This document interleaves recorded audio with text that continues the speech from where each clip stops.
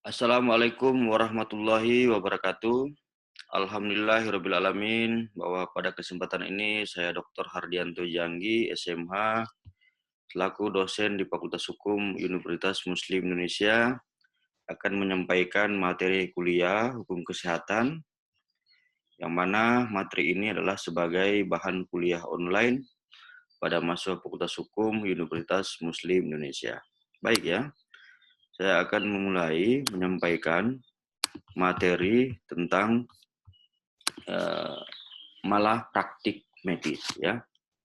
Nah, ini adalah salah satu bagian dari RPS ya, hukum kesehatan, yaitu malah praktik medis. Baik ya. Yang pertama adalah pengertian hukum malapraktik ya. Arti kata ya, pengertian malapraktik ya. Arti kata ya. Asal katanya itu yang pertama adalah malah. Malah itu adalah tidak semestinya. Nah, sementara praktik adalah proses penanganan kasus dari seorang profesional yang tidak sesuai dengan prosedur kerja yang telah ditentukan oleh kelompok profesi. Jadi ada dua hal. Yang pertama adalah tentang malah itu sendiri ya, karena malah praktik, malah dan praktik ya. Malah adalah hal yang tidak semestinya. Praktik prosedur penanganan kasus dari seorang profesional yang sesuai dengan prosedur kerja yang telah ditentukan oleh kelompok profesi. Jadi, malapraktik itu adalah melakukan tindakan atau praktik yang salah atau menyimpang dari ketentuan prosedur yang baku. Jadi, melakukan tindakan atau praktik yang salah atau menyimpang. Dalam hal malapraktik kesehatan adalah penyimpangan penanganan kasus atau masalah kesehatan termasuk penyakit oleh petugas kesehatan sehingga menyebabkan dampak buruk bagi penderita atau pasien. Jadi dalam hal kaitannya dengan medis, bahwa malpraktik itu adalah suatu penanganan kasus oleh tenaga medis yang berakibat buruk, yang berakibat bagi pasien, yang berakibat bagi terhadap pasien. Jadi tenaga medis melakukan suatu tindakan yang kemudian itu tidak secara profesional atau melanggar prosedur atau melanggar hukum lah di situ ya, yang telah sebagaimana diatur dalam perundang-undangan, maka berakibat terhadap medis, berakibat terhadap medis tersebut, berakibat terhadap pasien. Artinya bahwa pasien di sini yang menjadi objek korban terhadap adanya malpraktik medis yang dilakukan oleh tenaga medis. Kemudian, penyebab malapraktik medis. Yang pertama adalah dokter. Nah, dokter atau dokter gigi kurang menguasai praktik kedokteran yang sudah berlaku umum di kalangan kedokteran atau kedokteran gigi. Ini adalah kurangnya penguasaan ya, penguasaan terhadap praktik kedokteran. Jadi seorang dokter itu dituntut harus dapat menguasai terhadap hal yang berkaitan dengan praktik kedokteran itu sendiri. Kemudian memberikan pelayanan kedokteran atau kedokteran di bawah standar. Jadi memang harus minimum standar atau minimal bahwa adanya standar yang telah diterapkan itu dapat dipenuhi oleh tenaga medis sehingganya terhadap pelayanan dilakukan oleh tenaga medis atau dokter tersebut itu adalah suatu tindakan yang memang sesuai dengan standar yang telah ditentukan. Kemudian, melakukan kelainan yang berat atau memberikan pelayanan dengan tidak hati-hati. Jadi, hal ini adalah merupakan suatu penyebab adanya malpraktik medis tersebut, yaitu suatu kelalaian yang berat atau memberikan pelayanan dengan tidak hati-hati. Jadi, memang seorang tenaga medis dalam hal penanganan satu pasien, ya diperlukan suatu kehati-hatian karena untuk menghindari terhadap terjadinya malapraktik medis.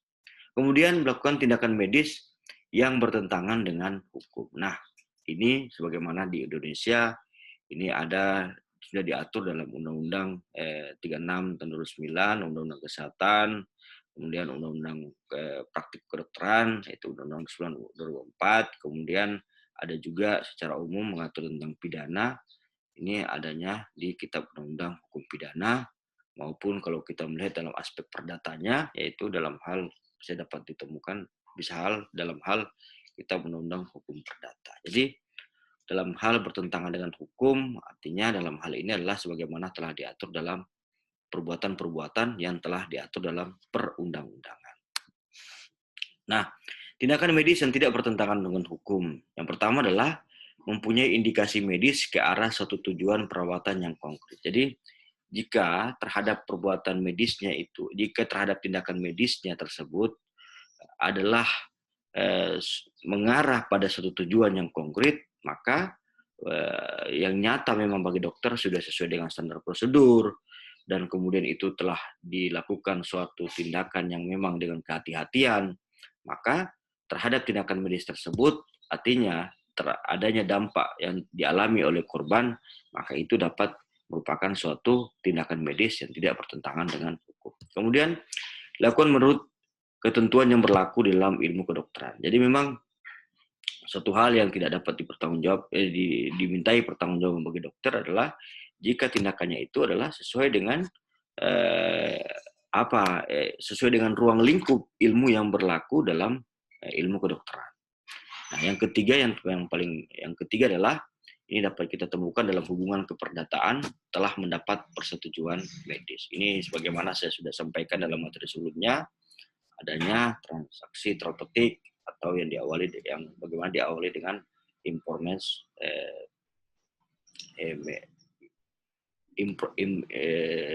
transaksi terapeutik yang diawali dengan adanya memberikan informasi dulu terhadap pasien, sehingganya pasien setelah diberikan informasi dan kemudian terjadilah transaksi terapeutik antara dokter atau tenaga medis dengan pasien.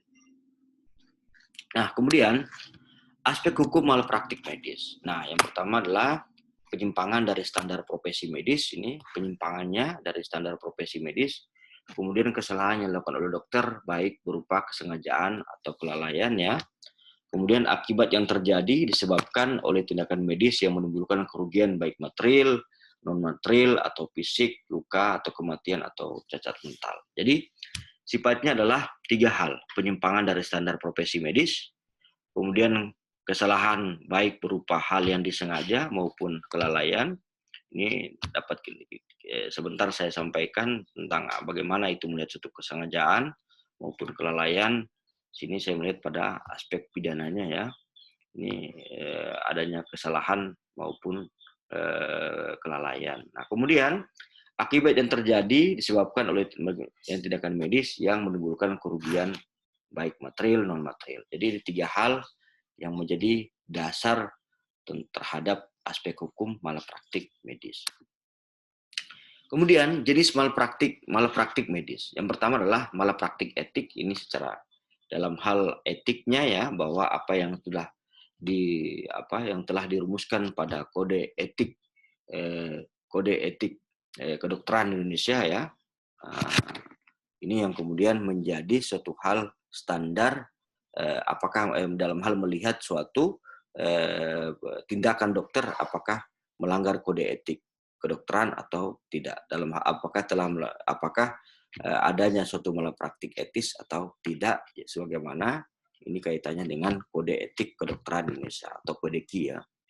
Kemudian malapraktik yuridis. Malapraktik yuridis ini ada 3, malapraktik pidana, malapraktik perdata, kemudian malapraktik administrasi. Nah, malapraktik etis. Ini dokter yang melakukan tindakan bertentangan dengan kode etik kedokteran, etika kedokteran yang tertuang dalam Kode Etik Kedokteran Indonesia yang merupakan seperangkat standar etis, prinsip, aturan, atau norma yang berlaku untuk dokter. Jadi, Kode Etik Kedokteran ini telah dirumuskan dalam hal telah dirumuskan sebagai standar profesi bagi dokter, sehingganya dalam hal dokter melakukan tindakan ini adalah sesuai dengan standar kode etik tersebut. Jadi, ketika melihat adanya malapraktik etik adalah ketika dokter itu telah melanggar adalah dalam kaitannya adalah kode KI. Kode Etik Kedokteran Indonesia. Nah, ini dasarnya adalah apakah tindakan tersebut melanggar kode etik atau tidak. Kemudian malapraktik pidana. Nah, malapraktik pidana ini ada saya membagi dalam 3 hal. Malapraktik pidana karena kesalahan, yaitu contoh aborsi tanpa indikasi medis, eutanasia, membocorkan rahasia kedokteran. Nah, ini sudah kaitannya dengan apa yang telah diatur dalam ketentuan pidana, baik itu dalam KUHP, Undang-Undang Kesehatan ya, maupun Undang-Undang Praktik Kedokteran. Malapraktik pidana karena kecerobohan. Ini melakukan tindakan yang tidak lege, tidak sesuai dengan standar profesi, serta melakukan tindakan tanpa persetujuan tindakan medis. Jadi tindakannya itu adalah tindakan yang tanpa persetujuan dari persetujuan untuk melakukan tindakan medis. Kemudian malapraktik pidana karena kealpaan, terjadi cacat atau kematian pada pasien akibat dokter kurang hati-hati, atau alpa karena tertinggalnya alat operasi di dalam rongga tubuh pasien. Jadi memang karena ketidakhati-hatiannya dalam hal melakukan tindakan bedah ya, ternyata ada ketinggalan alat operasi pada rongga tubuh pasien. Nah, mari kita lihat adanya suatu yang saya maksud tadi yang adanya tentang kesalahan ya atau objek, itu kemampuan bertanggung jawab dari orang yang melakukan perbuatan. Jadi harus adanya suatu kemampuan bertanggung jawab terhadap orang yang melakukan suatu perbuatan. Kemudian hubungan batin tertentu dari orang yang melakukan perbuatan yang berbentuk kesengajaan atau kealpaan ya. Jadi ini memang adanya suatu hubungan antara pelaku dan korban, sehingganya dalam hal melihat kesalahannya memang betul-betul dalam bentuknya dalam hal sengaja atau alpa terhadap si pelaku. Nah, kemudian yang ketiga adalah tidak adanya pemaaf. Jadi memang tindakan tersebut memang sudah tidak dengan sesuai dengan standar prosedur atau telah atau perbuatan yang telah diatur oleh perundang-undangan, dan memang terhadap tindakannya tersebut tidak ada alasan pemaaf bagi pelaku dalam hal kaitannya dengan tindakan medis yang telah dilakukan. Nah, asasnya di sini adalah Grand Strap Zonder School. Tidak ada pidana tanpa kesalahan. Jadi memang dalam hal melihat suatu perbuatan itu harus didasarkan dalam hal melihat suatu perbuatan menentukan seorang itu bersalah atau tidak. Di sini dasarnya adalah suatu kesalahan. Jadi Grand Strap Zonder School. Tiada pidana tanpa kesalahan. Kemudian unsur kelalaian tidak mengadakan praduga-duga. Ini hubungan batin antara terdakwa dengan akibat yang timbul, bahkan perlu dicari hubungan kausalitas antara perbuatan terdakwa dengan akibat yang dilarang. Jadi terhadap suatu perbuatan yang menghasilkan suatu akibat, nah makanya itu harus ada hubungannya dengan terhadap akibat yang dilarang. Dalam hal hubungannya terhadap perbuatan yang akibatnya itu adalah dilarang. Jadi sini adalah tidak mengadakan suatu praduga-duga terhadap tindakannya. Kemudian tidak mengadakan penghati-hati, ini dalam hal pembuat tidak berbuat secara hati-hati menurut yang semestinya. Contoh tukang cat membersihkan pakaian kerja dengan bensin dekat kapur. Nah, ini artinya bahwa artinya kalau memang pasien itu harus dibedah, memang alatnya harus dengan alat ini. Nah, contoh dalam hal melakukan suatu operasi ya, jadi memang sesuai dengan alat yang tepat. Atau contoh tukang cat membersihkan pakaian kerja dengan bensin dekat kapur. Nah, ini tidak cocok, artinya tidak hati-hati ya. Nah, kemudian pembuat telah berbuat dengan hati-hati, akan tetapi berbuat dengan hati-hati, akan tetapi perbuatannya pada pokoknya tidak boleh dilakukan. Seseorang membuat mercon dengan sangat hati-hati, namun toh terjadi juga kebakaran. Jadi memang penghati-hatian ini adalah dalam hal suatu tindakan yang tidak semestinya, tapi dilakukan. Nah, itu ya.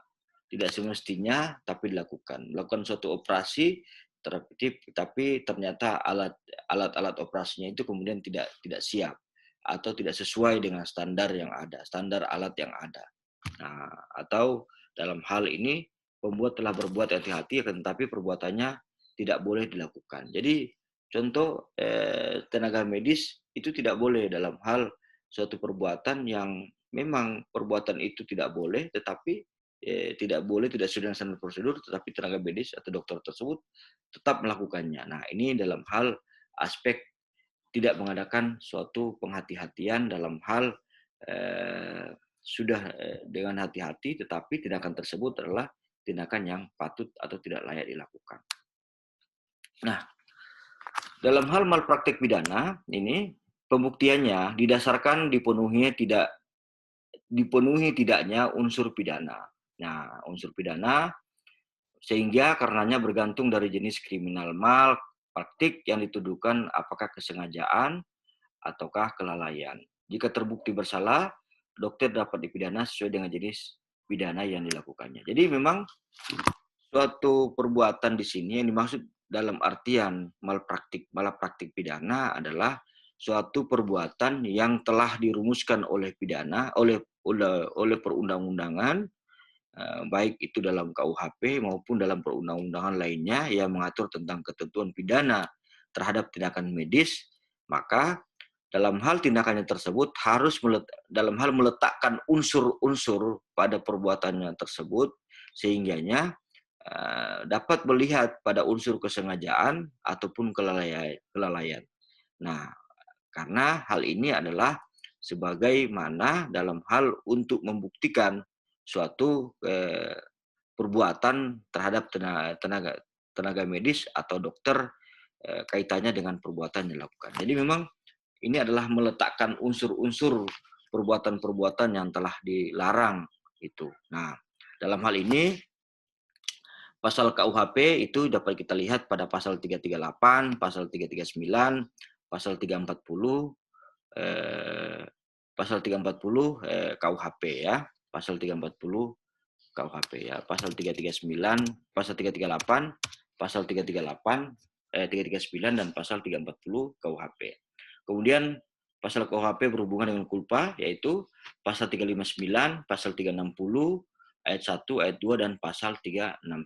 Nah, ini dalam hal kaitannya dalam hal malpraktik pidana yang berhubungan malpraktik pidana dan berhubungan dengan tindakan medis, sebagaimana dapat kita lihat pada dalam hal aspek dolusnya ya, aspek dolusnya itu dalam pasal 338, pasal 339 dan pasal 340. Nah, sementara dalam aspek culpanya yaitu pasal 339, pasal 359, pasal 360 ayat 1 dan 2 dan pasal 361 KUHP. Nah, ini dalam hal malpraktik pidananya. Yang pidana adalah yang berkaitan dengan perbuatan yang sebagaimana telah dirumuskan dalam ketentuan pidana. Karena dasarnya tadi adalah Grensstraf zonder schuld atau tiada pidana tanpa kesalahan. Nah, kemudian malpraktik perdata. Ini terjadi apabila terdapat hal-hal yang menyebabkan tidak dipenuhinya isi perjanjian. Nah, wan prestasi ya, dalam transaksi terpetik oleh dokter atau tenaga kesehatan lainnya, atau terjadinya perbuatan melanggar hukum. Nah, terjadinya perbuatan melanggar hukum sehingga menimbulkan kerugian bagi pasien. Jadi adalah di sini sifatnya adalah suatu tindakan yang dalam hal ini tidak memenuhi isi perjanjian atau wan prestasi yang telah disepakati dalam transaksi terpetik, tetapi kemudian itu tidak adanya suatu prestasi. Jadi tenaga medis tidak melakukan sebagaimana yang tertuang dalam perjanjian transaksi terpetik. Nah, sehingganya dasar itulah adalah sebuah dasar bagi tenaga medis karena dengan tidak melaksanakan prestasi terhadap perjanjian terpetik itu, disitulah letak perbuatan melanggar hukum. Nah, sehingganya akibat wan prestasinya tersebut, nah ini akibatnya adalah kerugian bagi pasien. Jadi wan prestasi adalah sebagai dasar perbuatan melanggar hukum yang akibatnya adalah kerugian menimbulkan kerugian bagi pasien. Jadi karena tenaga medis atau dokter wan prestasi, pasien mengakibatkan menimbulkan kerugian. Nah, menimbulkan kerugian tersebut itu dasarnya adalah suatu perbuatan melawan hukum bagi tenaga medis atau dokter. Pembuktiannya didasarkan perbuatan melanggar hukum terhadap dokter yang tidak melaksanakan kewajibannya, yaitu tidak memberikan prestasi sebagaimana yang telah disepakati terhadap kerugian yang dialami pasien. Nah, ini dapat kita temukan dalam pasal 1365 KUH Perdata, pasal 1366 KUH Perdata, dan pasal 1367 KUH Perdata. Dalam hal kaitannya perbuatan melanggar hukum, bagaimana dalam ketentuan KUH Perdata dalam hal tindakan malapraktik perdata, ya, malapraktik perdata bagi tenaga medis atau dokter, ya. Kemudian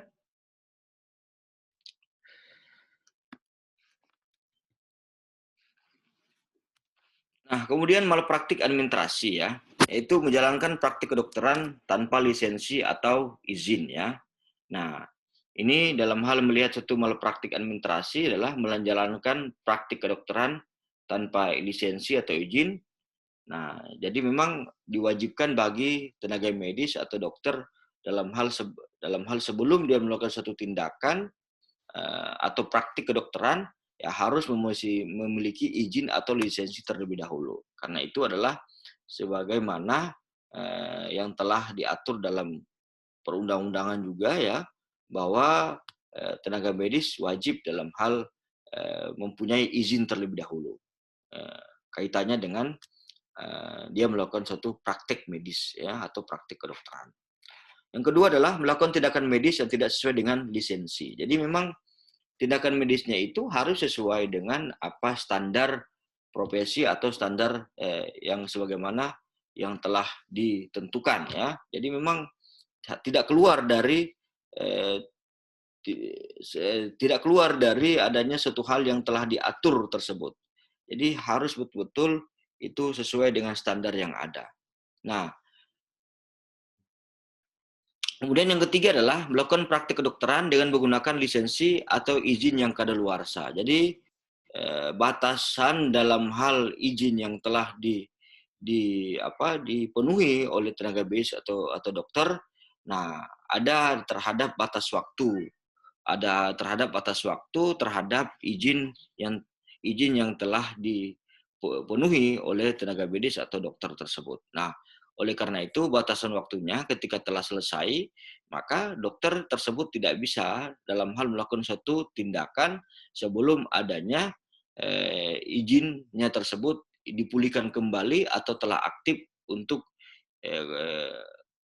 izin dalam hal sahnya atau dalam hal bahwa dia berhak untuk melakukan suatu tindakan medis lagi, ya. Jadi ketika izinnya telah dipulihkan kembali atau diaktifkan kembali, baru kemudian dia dapat dipermalukan, dia dapat sah dalam hal melakukan tindakan medis. Apabila telah kadaluarsa, nah maka di situ dianggap sebagai malapraktik administrasi. Kemudian yang keempat adalah tidak membuat rekam medis. Nah, di sini rekam medis adalah penting, adalah suatu pencatatan terhadap riwayat bagi pasien oleh tenaga medis atau dokter dalam hal bagaimana untuk dalam hal mengetahui perkembangan terhadap pasien yang dirawat tersebut. Nah, karena tidak melakukan suatu pencatatan atau rekam medis, maka di sini adalah suatu tindakan malapraktik administrasi dalam aspek tenaga kesehatan atau dalam hal tindakan medis. Nah, di sini, ya, jadi wajib untuk melakukan suatu rekam medis. Nah, kemudian malapraktik administrasi pembuktiannya dapat dilakukan secara langsung, yaitu membuktikan keempat unsur, yaitu kewajiban, ya, ada dalam hal aspek administrasi.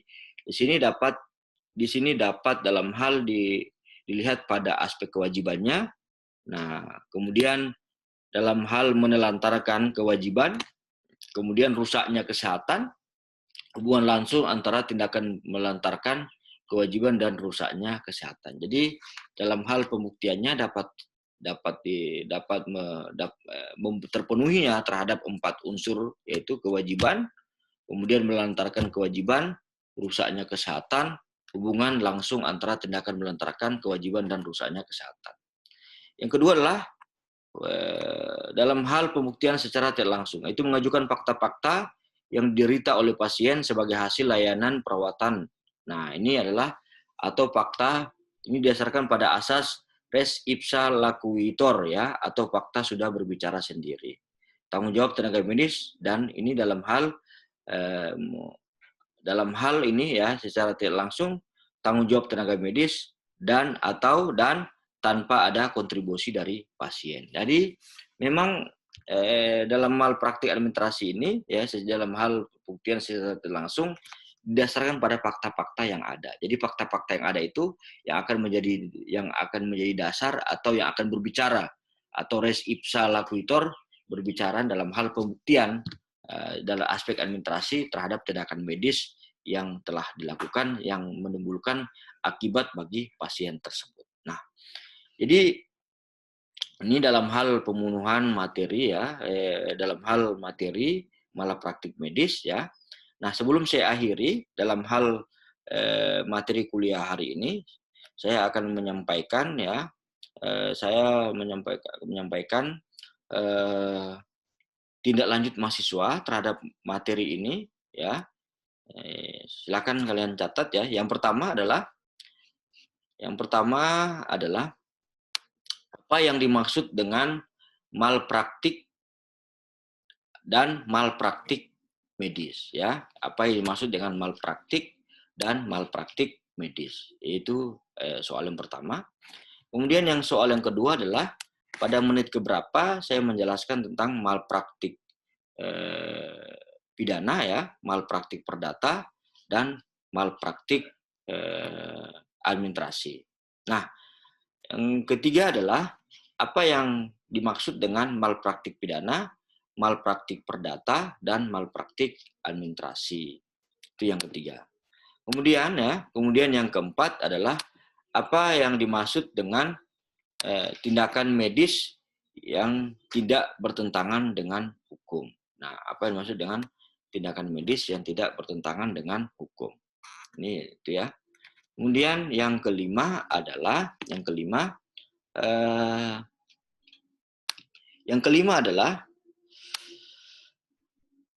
apa yang dimaksud dengan kesalahan ataupun dan kelalaian ya. Apakah yang dimaksud dengan kesalahan dan kelalaian ya? Apa yang dimaksud dengan kesalahan dan kelalaian? Jadi ada 5 pertanyaan sebagai tindak lanjut mahasiswa. Yang pertama adalah tadi adalah apa yang dimaksud dengan pengertian malpraktik dan malpraktik medis ya. Kemudian yang kedua, pada menit keberapa saya menjelaskan tentang malpraktik pidana, malpraktik perdata, dan malpraktik administrasi. Kemudian yang ketiga, apa yang dimaksud dengan malpraktik pidana, malpraktik perdata, dan malpraktik administrasi. Nah, kemudian soal yang keempat adalah apa yang dimaksud dengan tindakan medis yang tidak bertentangan dengan hukum. Yang kelima adalah apa yang dimaksud dengan kesalahan dan apa yang dimaksud dengan kelalaian. Nah, itu 5 pertanyaan sebagai tindak lanjut mahasiswa. Dalam hal menjawab pertanyaan tersebut, silakan kalian simak pada kelas kalam ya, pada LMS kalam Universitas Muslim Indonesia, atau pada link ya www.kalam.umi.ac.id ya. Jadi silakan kalian simak cara menjawabnya terhadap pertanyaan sebagai tindak lanjut mahasiswa. Baik, demikian dalam hal materi yang hukum kesehatan dalam kesempatan ini adalah materi malapraktik medis. Saya akhiri penyampaian materi ini. Wabillahi taufiq wal hidayah. Wassalamualaikum warahmatullahi wabarakatuh.